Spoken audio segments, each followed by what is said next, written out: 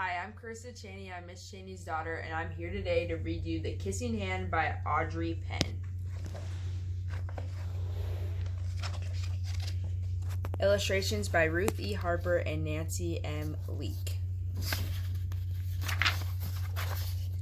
To Stephanie, Rebecca, Corinne, and children everywhere who love to be loved.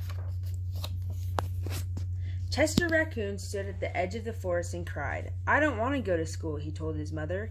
"I want to stay with you. I want to play with my friends and play with my toys and read my books and swing on my swing. Please, may I stay at home with you?" Mrs. Raccoon took Chester by the hand and nuzzled him on the ear. "Sometimes we all have to do things we don't want to do," she told him gently, "even if they seem strange and scary at first. But you will love school once you start. You'll make new friends and play with new toys, read new books, swing on new swings. Besides," she added, "I know a wonderful secret that will make your nights at school seem as warm and cozy as your day at home." Chester wiped away his tears and looked interested. "A secret? What kind of secret?" "A very old secret," said Mrs. Raccoon. "I learned it from my mother, and she learned it from hers. It's called the kissing hand." "The kissing hand?" asked Chester. "What's that?" "I'll show you." Mrs. Raccoon took Chester's left hand and spread open its tiny fingers into a fan. Leaning forward, she kissed Chester right in the middle of his palm.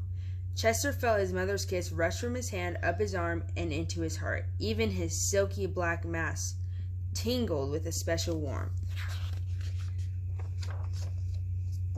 Mrs. Raccoon smiled. "Now," she told Chester, "whenever you feel lonely and need a little loving from home, just press your hand into your cheek and think, 'Mommy loves you, Mommy loves you.'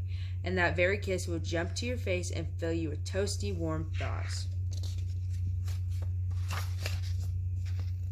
She took Chester's hand and carefully wrapped his fingers around the kiss. "Now do be careful not to lose it," she teased him. "But don't worry, when you open your hand and wash your food, I promise the kiss will stick."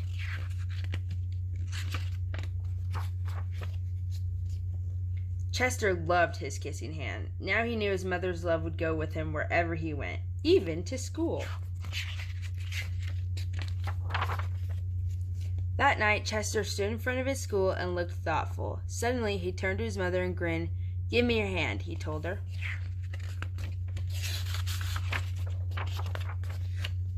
Chester took his mother's hand into his own and unfolded her large, familiar fingers into a fan.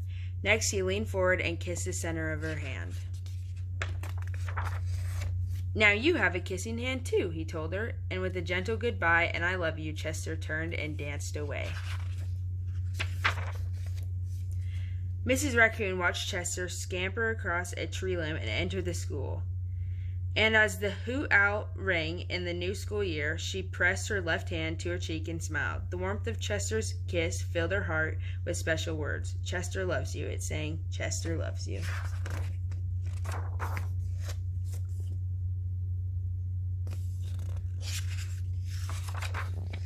I love you.